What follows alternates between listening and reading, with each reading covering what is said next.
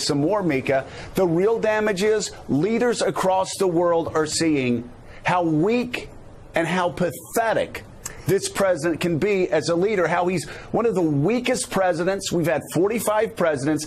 You would be hard-pressed to find one of those 45 presidents ever. Tuesday, 18 Republican House members nominated Trump for the Nobel Prize, crediting his peace through strength policies. Never, not in a million years. Barack Obama was a strong leader. Cristina Fernández de Kirchner no ha acudido a esta cita.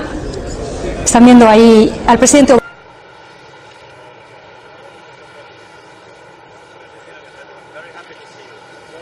Once, and any strong leader would be that way. Donald Trump, what is the impact for the Chinese, the Russians, for the Saudis, for everybody across the world, seeing how weak this man is as a leader? North Korea best not make any more threats to the United States. They will be met with fire and fury like the world has never seen. He has been very threatening. Beyond a normal statement. And as I said, they will be met with fire, fury, and frankly power, the likes of which this world has never seen before. To ensure that that didn't happen was to talk to him directly and tell him to cut it out, and there were going to be some serious consequences if he didn't. Of other countries. So if anything, maybe that statement wasn't tough enough. And we're backed by 100% by our military. We're backed by everybody. And we're backed by many other leaders. But if anything, that statement may not be tough enough. Goes to everything this president touches. He is clearly, as Michael Wolff wrote, and as you can see in the New York Times today, he is clearly not up to the task of being president. And that should be news to absolutely nobody. Who would you rather square off against? A president who promised to annihilate ISIS and does it, or the professional blatherers appalled when our president actually wins one?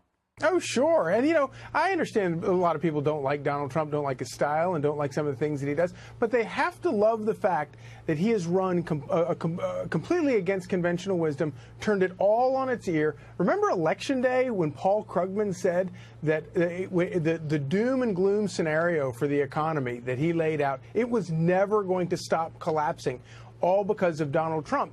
And then, first month, second month, and then all the way to today, and whatever it is, it's 70 new records have been broken on the stock market. That doesn't mean everything, obviously. Every 4 days, there's a new stock market record. The unemployment rate is now the lowest it's been this millennium, 3.9%. The big thing to me was cracking 4.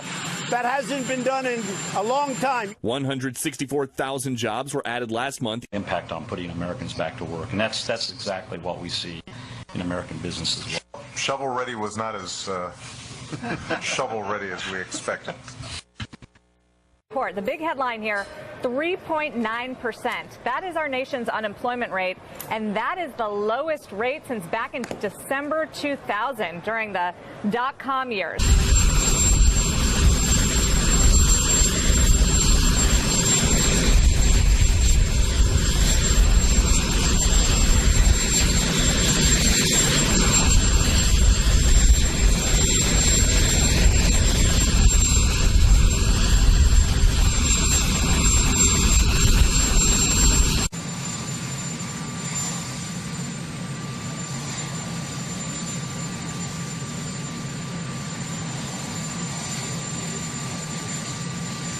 President Obama touched down here last night, kicking off a dizzying week of summit meetings. The president's trip was marked by an awkward opening moment, in fact, when he was forced to exit the belly of Air Force One. Some observers described it as a Chinese snub. Barack Obama was a strong leader.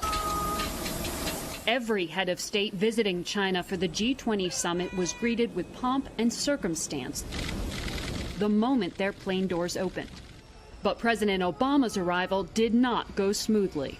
As he stepped off Air Force One, the red carpeted stairs were missing, forcing President Obama to use an alternate exit typically reserved for war zones. He is clearly not up to the task of being president, and that should be news to absolutely nobody.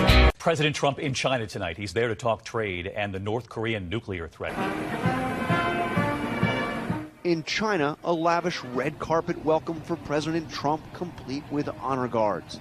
On the motorcade route, excited school children waving American and Chinese flags. With President Xi and his wife as their guides, the first couple toured the Forbidden City, looking almost like old friends. Trump and First Lady Melania arrive in China, now in Beijing. They're on their third leg of their tour of Asia after stops in Japan and South Korea. Before leaving South Korea, Mr. Trump sent a pointed message to the leader of North Korea, basically, do not underestimate the United States, do not even try.